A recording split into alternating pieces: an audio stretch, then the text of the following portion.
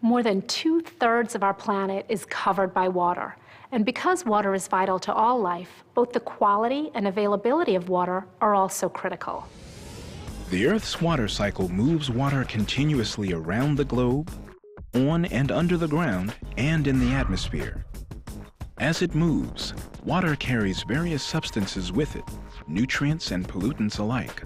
And that means there is no place in the world that can be truly isolated from the harmful effects of water pollution.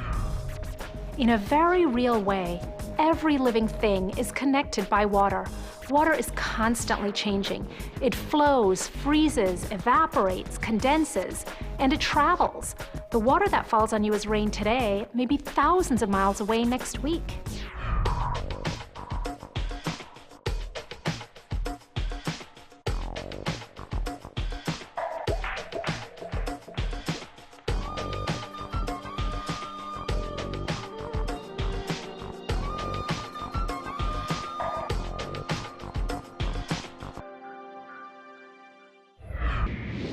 Water quality can be affected by many different types of pollutants.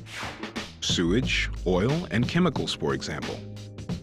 Fertilizers and pesticides from gardens and farms. Soil sediments caused by erosion can pollute streams, lakes, and oceans. Water can also be affected by thermal pollution, which results when water that is heated as part of a manufacturing process is returned to a stream or river before it has time to cool. Water pollutants come from two types of sources. Sometimes it's difficult to locate where pollution is coming from in the water because it can be coming from so many different areas. A factory with a pipe that goes directly to the river, that's a point source.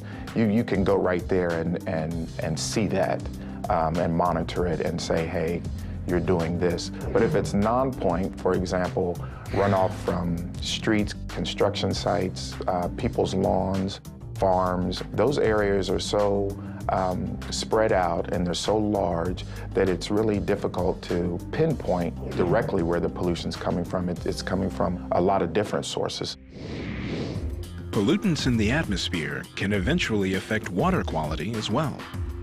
For example, acid deposition is the product of polluting gases like sulfur dioxide and nitrogen oxides reacting with water vapor in the atmosphere to form sulfuric and nitric acids, chemicals that can change the normal acidity of rain, snow, and even fog.